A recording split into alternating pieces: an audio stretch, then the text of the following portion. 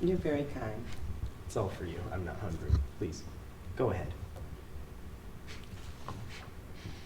You eat like a bird. You know, of course.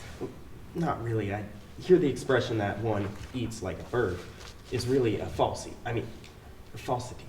Because birds eat a tremendous amount. Oh, I don't know anything about birds. My hobby is stuffing things. Taxidermy? Yeah. And I guess I'd just rather stuff birds because, well, I hate the look of beasts when they're stuffed. Foxes, chimps, and all. Some people even stuff dogs and cats, but I can't do that. I think only a bird looks well stuffed because they're rather passive. To begin with, most of them. It's a strange hobby. Curious. Uncommon, too. I imagine so. It's not as expensive as you think. Cheap, really. Needles, thread, sawdust. Chemicals are all that cost anything. Well, you should have a hobby. It's more than a hobby sometimes. A hobby is supposed to pass the time, not fill it.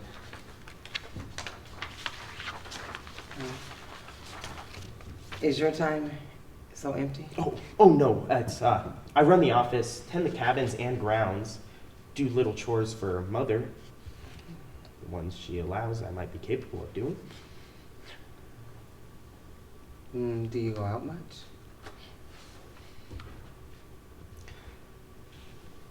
No, I don't.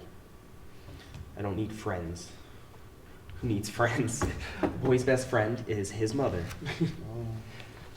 You've never had an empty moment in your whole life, have you?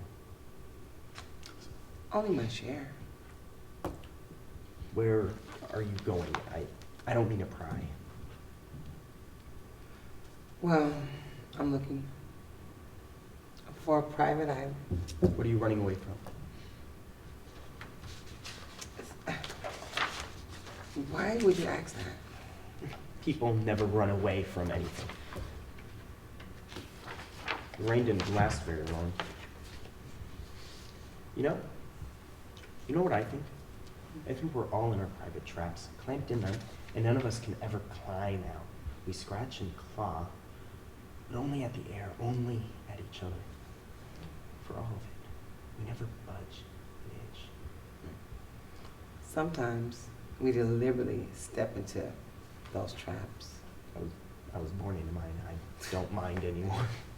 You should mind it. Oh, I do, but I say I don't.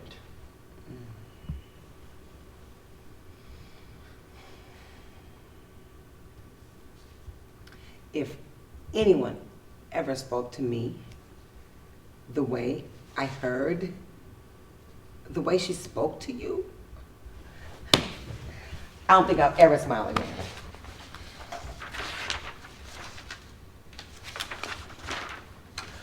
Sometimes, when she talks to me that way, I'd like to curse her out and leave her forever.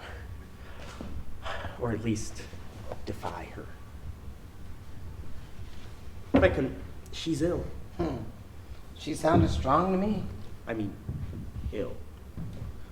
She had to raise me all by herself after my dad died. I was only 5. And it must have been a strain. Oh, she didn't have to go out and to work or anything. Dad left us with a little something. Anyways, a few years ago, Mother met a man. He talked her into building this motel. We could have never talked her into anything. And when? Well, it was just too much for her when he died, too. And the way he died. Oh, it's nothing to talk about while you're eating. Anyways, it was too much of a loss for my mother. She had nothing left. Except you.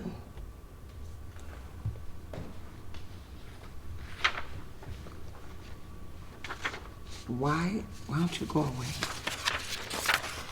My son is a poor substitute. I'm sorry. Why don't I go away? Yeah.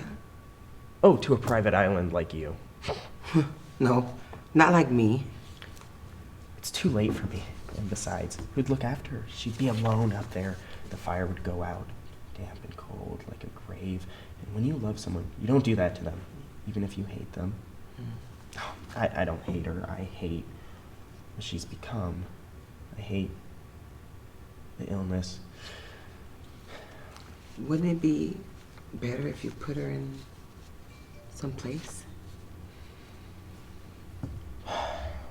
An institution, madhouse. People always call madhouse someplace. Put her in some place